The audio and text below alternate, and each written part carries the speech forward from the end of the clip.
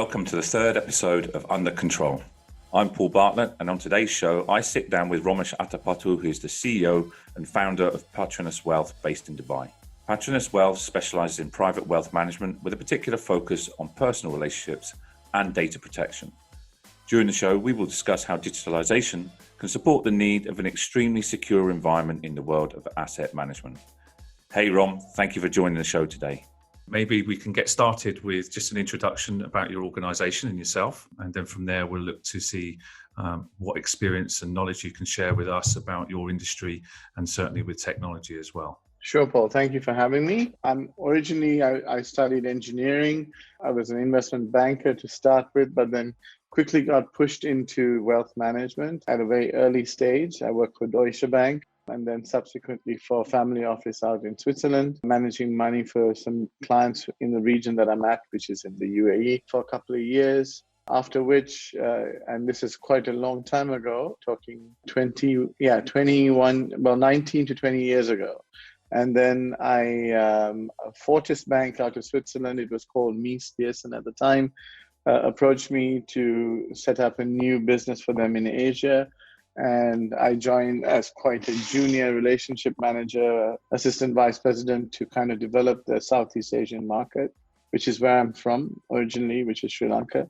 Over the next few years, from 2001 through 2007, I was instrumental in developing the private banking business for Fortis, which is out of Geneva in that region. And it was a name that was not really known. It's a Benelux bank.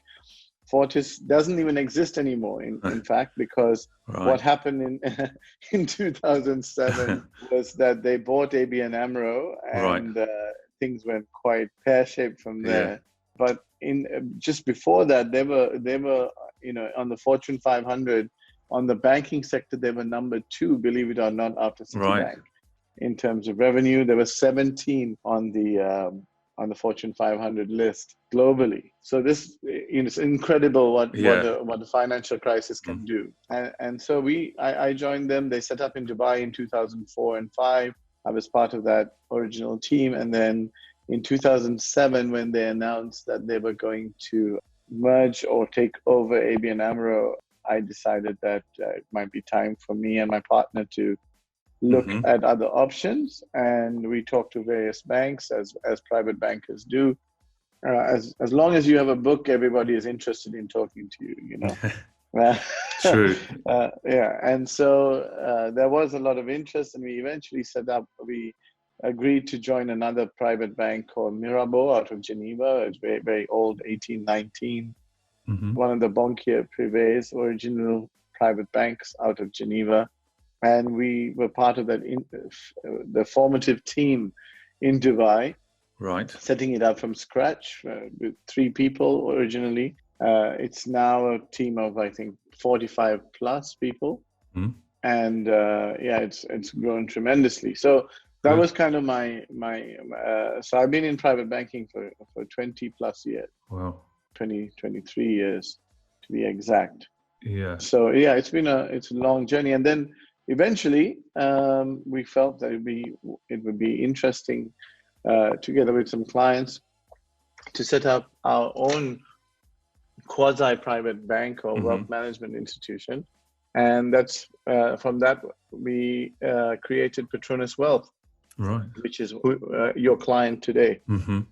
Yeah, and I'm just curious to understand what was the switch for you, because you studied in mechanical engineering. Were you drawn to the industry, the wealth management industry, or was it just you fell into it?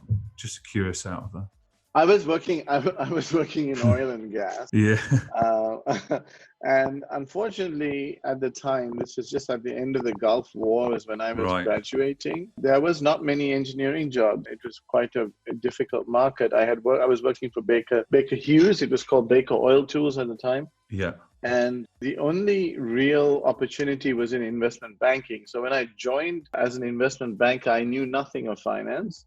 But the idea was that engineers tend to be very good with numbers and very analytical. So it was not too difficult to get my head around it. Yeah. And so doing cash flows and all of that stuff. And then even that kind of dried out and it became personal banking. So it's more of a personality-driven Right. business, I think, to a Yeah. great extent. Yes. Yeah.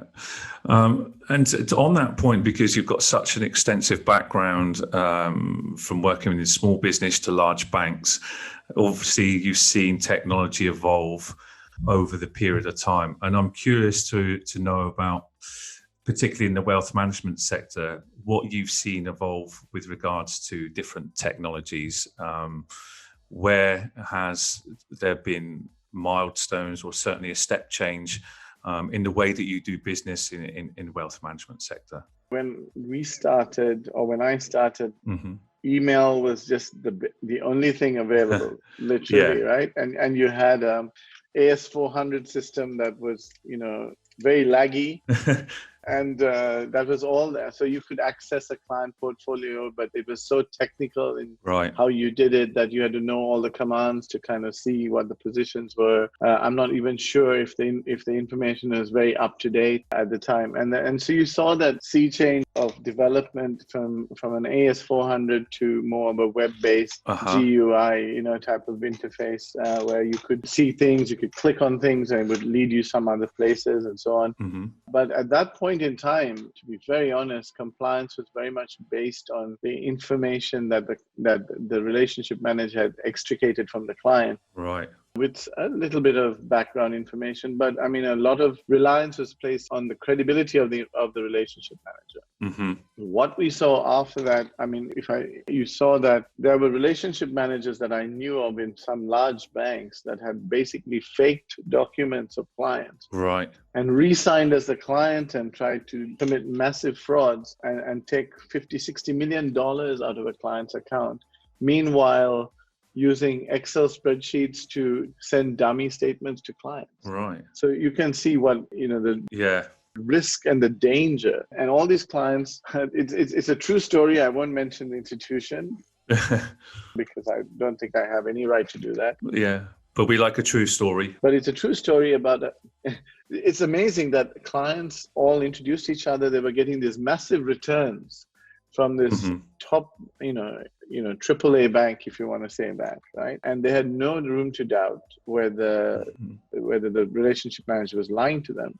Obviously, he was my competitor, so I was saying there is no way that you could be receiving guaranteed returns of this, this level without any associated risk. But, people were seeing returns, and seeing is believing, as most people would say. So as a result, they were putting more and more money in there. And at the same time, Paul, if you are making a certain amount of money on your account, then you're most likely to spend the money that you have in your pocket more liberally because you think you have more money in the bank. Right. Yeah. So it is not only the fact that people were getting fake statements, but they were thinking they had more money than they actually did. And so they were making purchases and investments in property and vehicles and jewelry and watches and things like that with money that was actually not really there. So when the bank finally found out that this guy was up to no good, he would take a client's account opening forms, get them to sign it, and then sign a duplicate set of forms and certify it saying that he has seen the signature. And so he would be signing on everything as the client. Unbelievable. Right? Yeah. Incredible. Right? Yeah, and you can believe that. And so the bank finally found out, they refunded the clients, but the clients were really short because it was not just the capital, but they'd spent money in terms of the returns that they were thinking they were getting, which were non-existent. And so this is a typical example of when there are no checks and balances and IT security doesn't exist. And so I think over the years, you see there was more and more checks and balances, a 4i policy, everything was double checked, people had to clear something. And so I mean, I can't be specific, but you did see these measures being put into place, and you saw that mail was secure. Right. I can give you another example where at the bank that I was working with, there was someone who hacked the email of a client and sent a handwritten transfer instruction, handwritten, because that was what the client used to do. He was in his 80s. He was living in England, And he would just handwrite and sit and scan his instructions, but he had specific instructions not to call him. So but the procedure was that you would do a callback. Yeah. But it was kind of not clear what the exact procedure should be. So since we'd been dealing with him for so many years, and suddenly we received a transfer $425,000 to Hong Kong to buy an apartment. All right. And after a lot of toing and froing by email, which again, we had no idea that he had been hacked, because the hacker was so clever in the way that they structured it. They talked about cricket. They talked all the things that the client knew. They've already read everything, and they talk about the cricket scores and the players and how well he played in that over. It was so specific that there was no way that you would know that this was not him. Right. And then you get a written instruction, not a typed instruction. I really need to emphasize this. It was a handwritten instruction in his handwriting saying, please transfer this money to Hong Kong to buy an apartment. Now, the man is in his late 70s, early 80s. You're wondering, what the heck is he buying an apartment in Hong Kong, living in England? Doesn't make any sense. So there's a lot of questions that were raised, and he answered. He said, no, I found an opportunity. And the fact that he had invested before by selling a property somewhere else in the Bahamas kind of gave it some credibility. So finally, the money was sent out. The money went, okay? And then we called him because I was just uncomfortable. We called him and said, listen, Mr. So-and-so, why are you doing this? And he said, what do you mean? He said, well, we got instructions from you. We asked you several questions. You answered them. He said, no, that was not me. Right? Yeah. So you are pulling your hair out, literally. Your job is on the line too, right? Even though you put in all the stops you could think of, it's still not enough at that point. And so luckily, we were able to send a swift message to Deutsche Bank, who was the intermediary in this particular case, and stop the money from being credited at the final account. And we got the money back, except for $25. Right. I mean, it's and that's going back to a time when you couldn't believe that those probably weren't visible to the public as much as visible. No, but it's happening. It's happening now. It's happening all the time. Yeah, and I think on that point, I'd be keen to know about Petronas, your own organization, everything that you've learned over the years or you've been witness to. How are you dealing with technology and communication with clients? It's probably at the very forefront of what you've seen and witnessed about ensuring that you build that trust with clients, because it's not just the relationship that you're talking to them over the telephone, but the way that you do transactions, the way that you collect signatures, for example, the way that you validate information. Maybe you can give me a little bit of insight about that as well, where you started out from when you joined the organization to where you are now. We set up the organization on what we considered best practices for the industry. I'm one of the founding partners of Petronas. And so what we wanted to do really is to create a private bank or private wealth management offering that was still similar in terms of its culture to the private banking that we knew from the beginning. Because what has happened, unfortunately, is as good as all the big banks are, a lot of it is overrun by a compliance mentality, which kind of, the relationship manager is doing all he can, but compliance people are impossible. They're not willing to look at things on a pragmatic perspective. And this is not to say that we should be easy on compliance, but it is to say that you should understand the client and their situation more without using a one-size-fits-all kind of mentality. So we built our business around relationship and around personal contact. We wouldn't open an account unless we really understood how a client had made his money, and we could really justify that. So it's not just a paper trail, because people could doctor a paper trail, but also kind of getting an understanding on a personal level. And then also understanding in the future how the client interacts with you, because that's important. What are the typical type of investments and trades the client does? What's his pattern? And you kind of use that as a benchmark to see if something is out of profile, if you don't understand, and then always ask for an explanation. and a clarification before you do that. We are very, very cautious about the procedures that we use to double check even a trade instruction. We'll call back a client, we confirm everything that we got recorded lines, obviously. But if it's a wire transfer, for example, given this COVID-19 situation and the fact that people are taking full advantage of people with bad intentions, we are asking that we speak to a client face-to-face on a Zoom call when we do a transfer, because we just want to know that it's you, that you sent the instruction and not anyone else. And no money is leaving our platform without that, because we don't want to run any risk and we don't trust any piece of paper that we receive. I mean, because of the obviously emails being the primary technology that everybody was communicating with, and I think people got caught up in email for so long now, and now there are other ways of being able to communicate with clients, and maybe this is being forced with the COVID situation.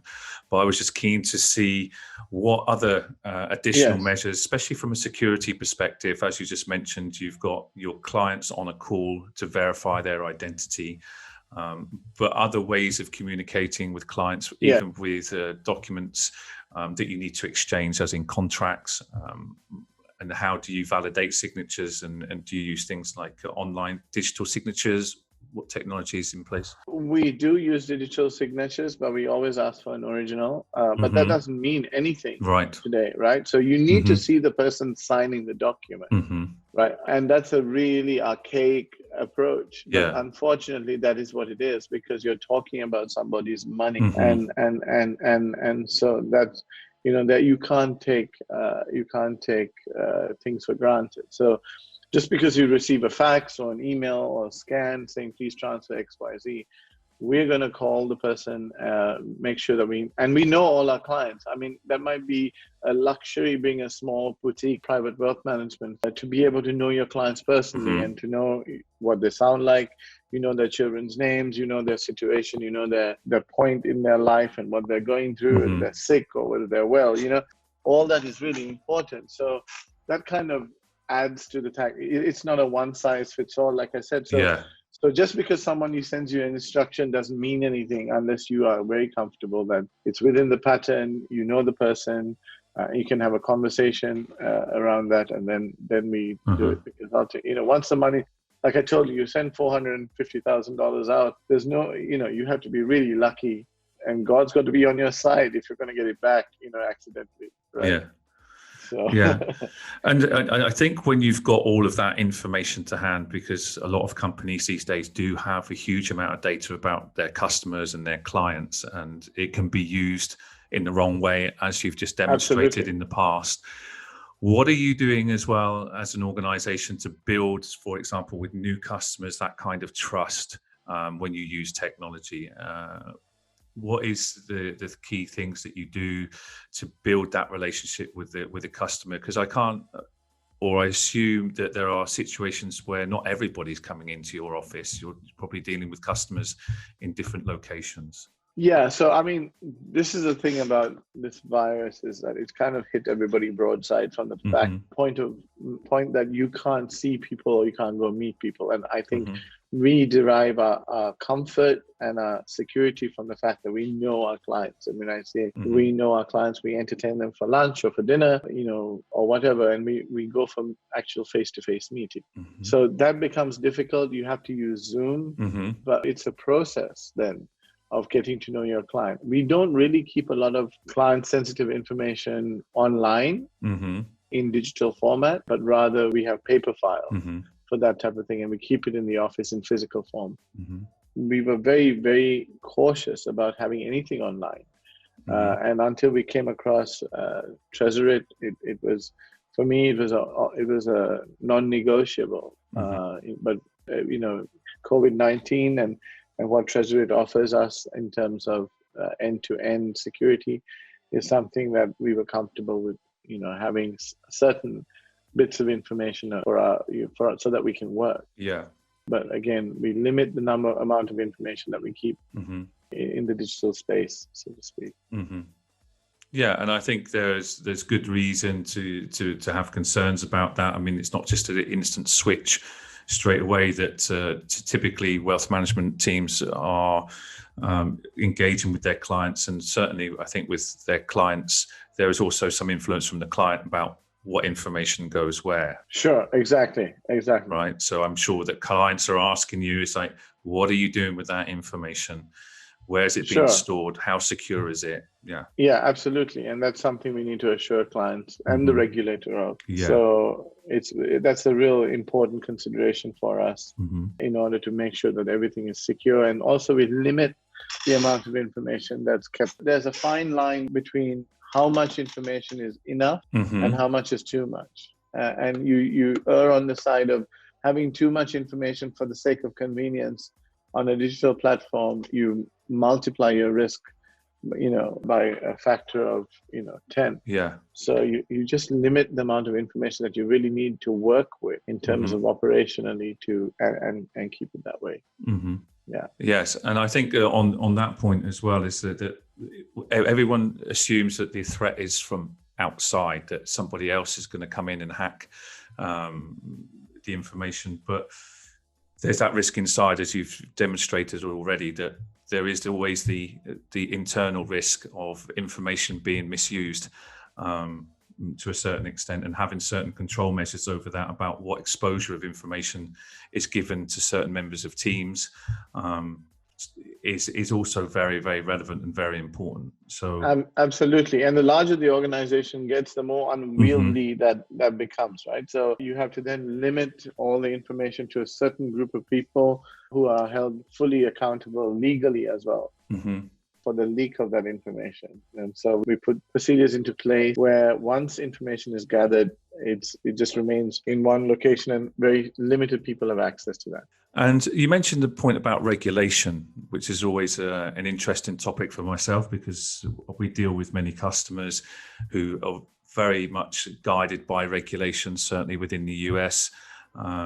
With the Securities and Exchange Commission, we deal with customers there, heavily regulated environment.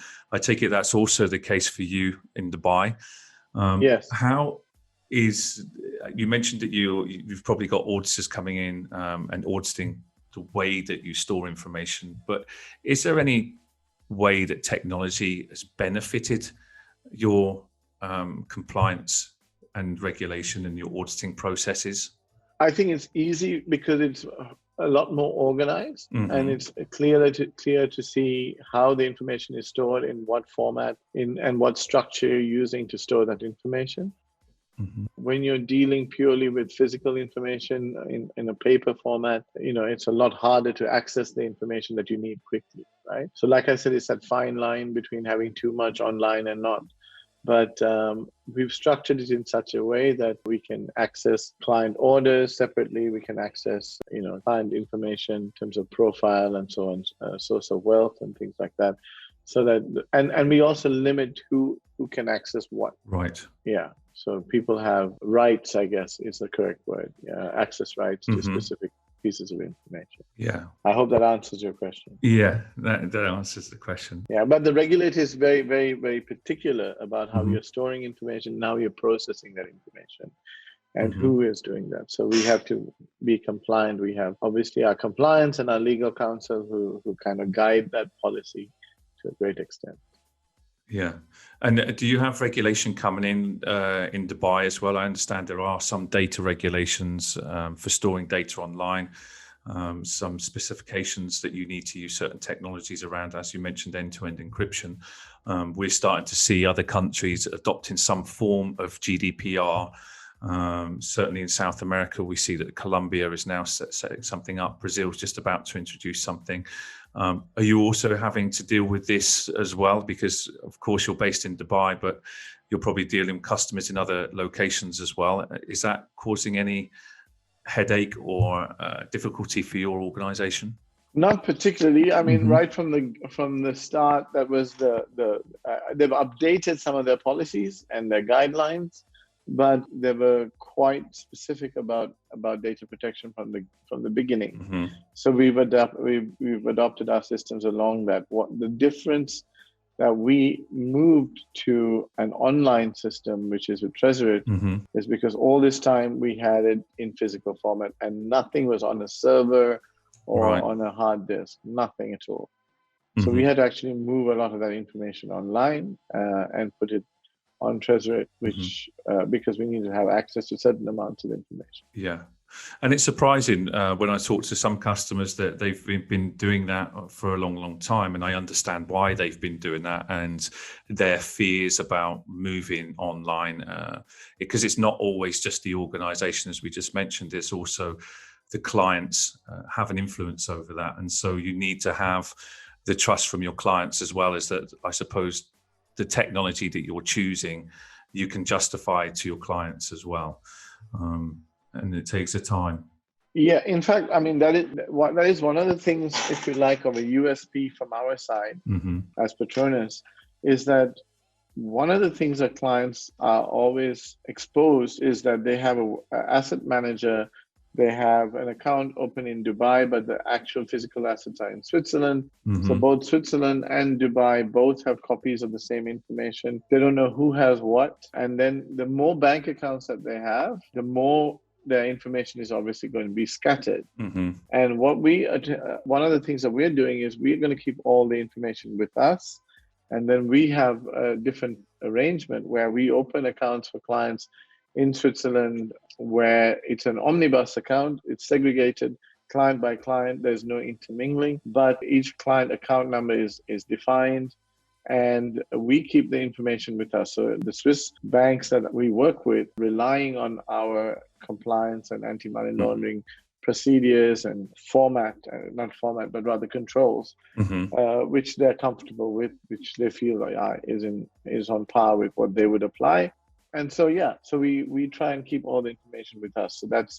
So then the real risk becomes, how do each of us in the team interact with that information? And so that's where we have used the solution that Treasury has offered us. Right. Okay. And are you seeing as well that certainly with the requests that I'm getting when I talk to customers who are interested in our service, particularly with storing files, confidential information online, there's more and more emphasis now on a digital audit trail. So they want to be able to present activities that are happening inside this technology. Should they ever be requested by an authority or even by the client itself? Would they want to be able to see the way that their information is managed when it was managed? Are you also seeing that as something very, very important to your operation? It is very important to our operation. It is actually one of the key reasons why we were happy with the solution that we are with, that is with Treasury, because we want to see who's accessing information, who's modifying information, and what they're doing with that information as well. Are they printing it out? Are they emailing it? What are they doing with that information? How is that information being manipulated and utilized? So that's really important to us. And an audit trail is of immense value because that creates accountability and transparency, and also reportability should there be an audit. Yeah. Okay, it's interesting to get all these insights firsthand from people that are working certainly with our technology, but any technology over the during their day in an operation. I'm just now want to move on to the present situation with COVID. How are you managing that right now? I mean, as you said, you were kind of broadsided by it.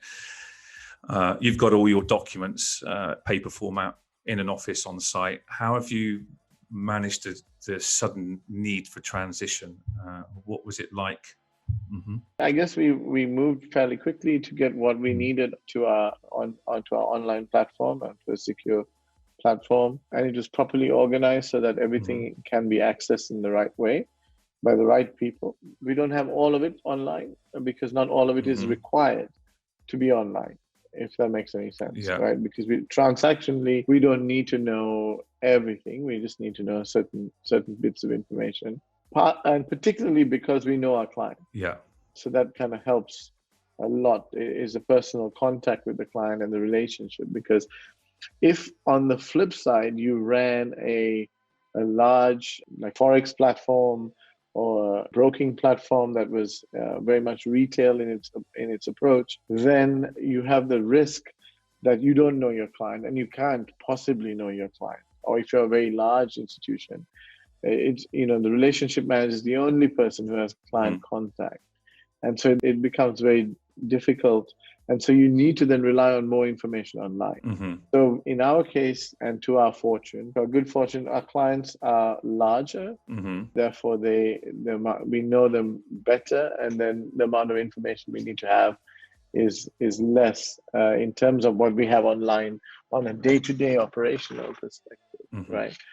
So in terms of how we're operating in COVID, we've had to go online in terms of our meetings. We can't really all pitch up at office because of the social distancing requirements, and then the physical limitations of an office where people, can't be pasted on one wall and the opposite wall. There has to be some. People need to be able to work comfortably. So and also, unfortunately, this thing is far from over. So we want to tread lightly and not be in a big rush to head back to the office, because we seem to be working very well. We also use a platform called Slack, which allows us to communicate and see who's online, and what everyone's doing, and deal with issues almost like we were sitting in front of each other. That's been really useful. It's a secure environment in itself as well.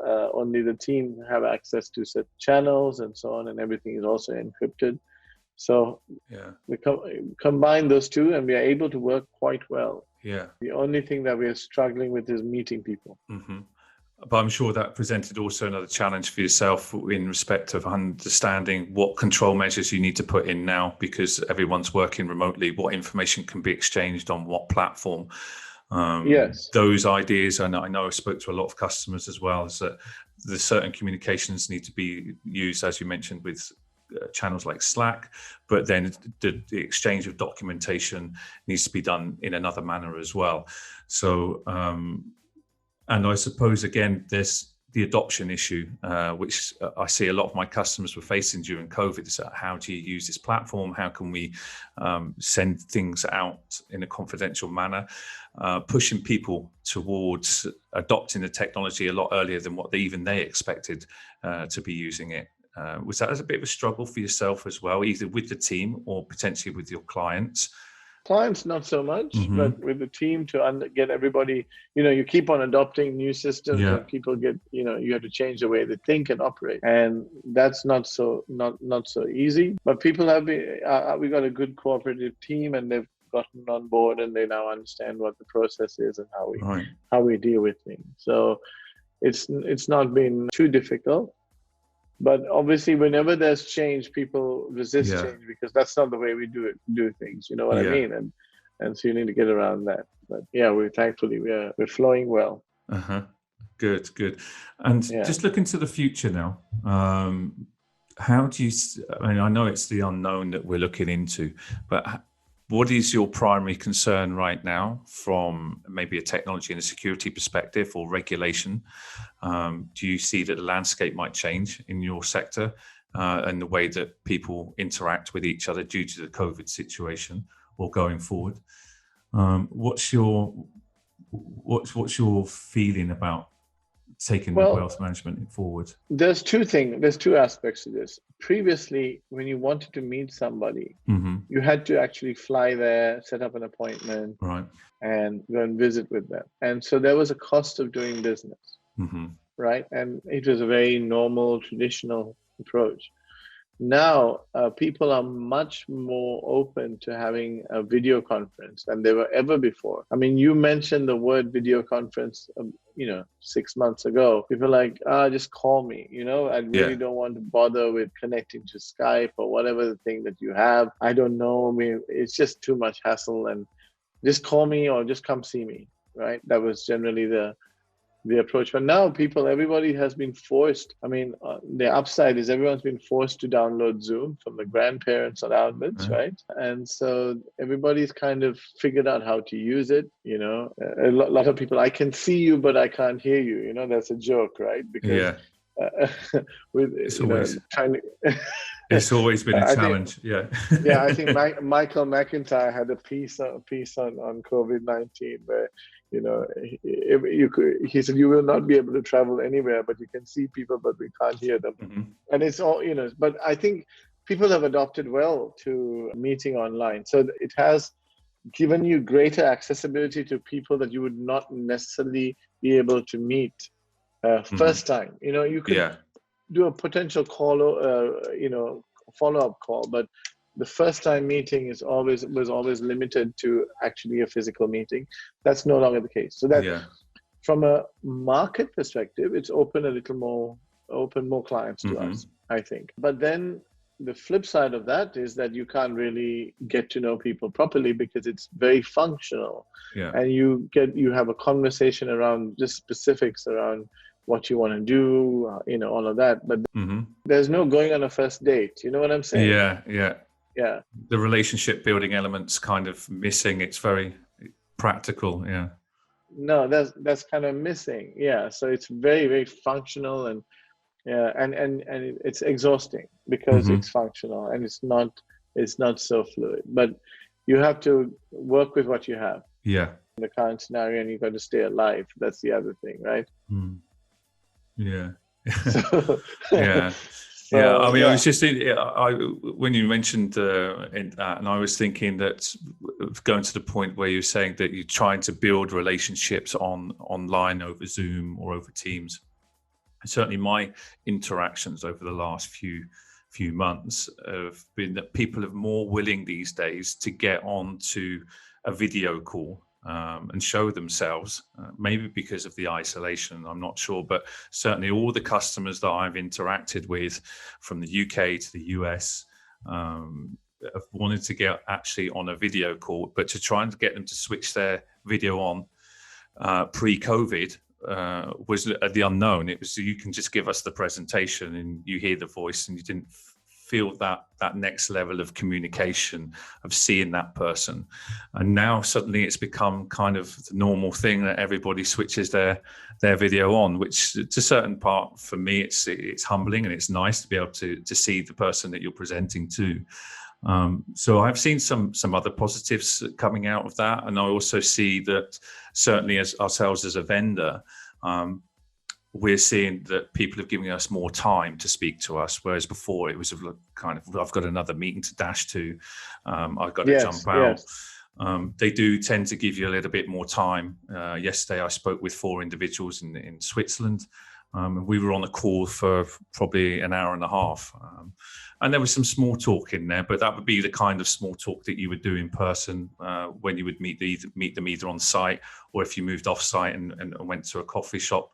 And that I can feel that element of it is completely missing, which I hope that one day it will return to some kind of normality. Yeah, because look, it's great. The advantage is that you don't need to get into your car, brave traffic, crazy drivers, find parking, rush up, sign in, all the things that we take for granted, but all the things that, that people do in order to go for a meeting, right?